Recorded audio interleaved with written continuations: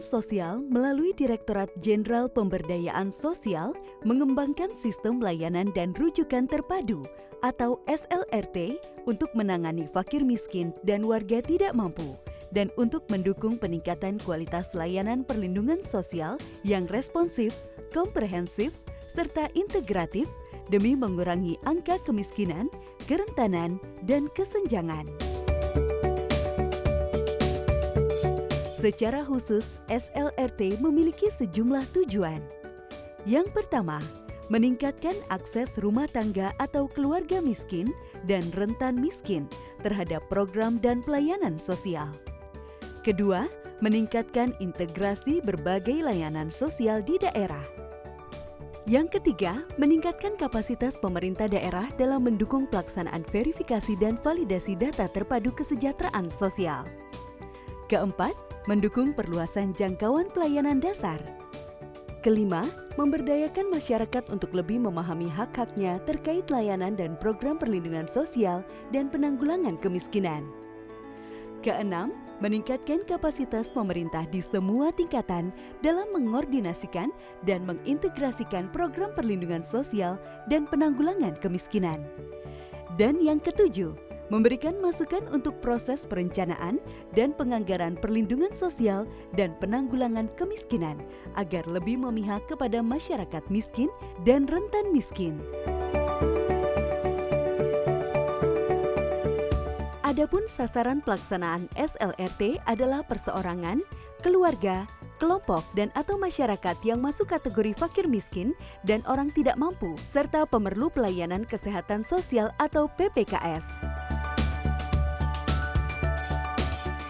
Untuk membangun SLRT, perlu sejumlah syarat, di antaranya tata kelola dan komitmen, serta kesiapan pemerintah daerah, kerangka regulasi yang memadai, dan sumber pendanaan baik dari APBD maupun sumber pendanaan alternatif lain, kemampuan dan kualitas sumber daya manusia, kondisi politik daerah, serta relasi dengan stakeholder lainnya.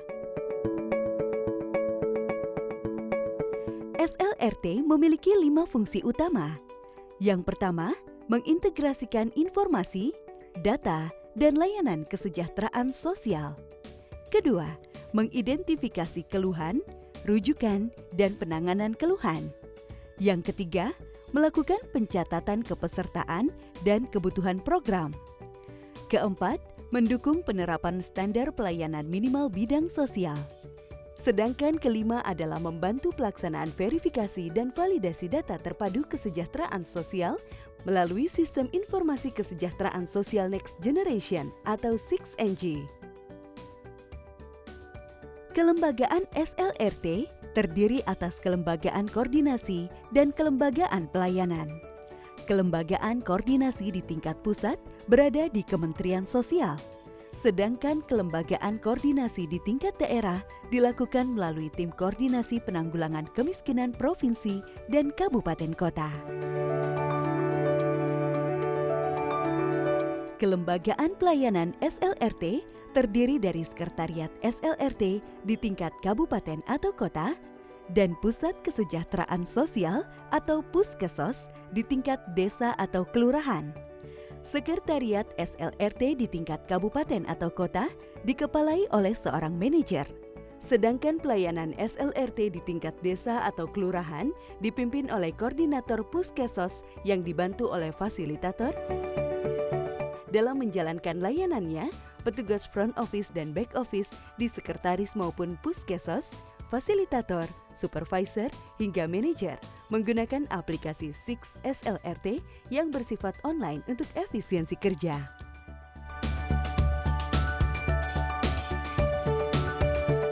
Hingga akhir 2019, SLRT sudah terbangun di 150 kabupaten atau kota yang difasilitasi menggunakan dukungan anggaran APBN dan 5 kabupaten atau kota yang menggunakan pendanaan mandiri. Setiap tahun, lokasi SLRT akan terus bertambah. Diharapkan pada akhir 2024, SLRT ini sudah terbangun di seluruh kabupaten atau kota di Indonesia.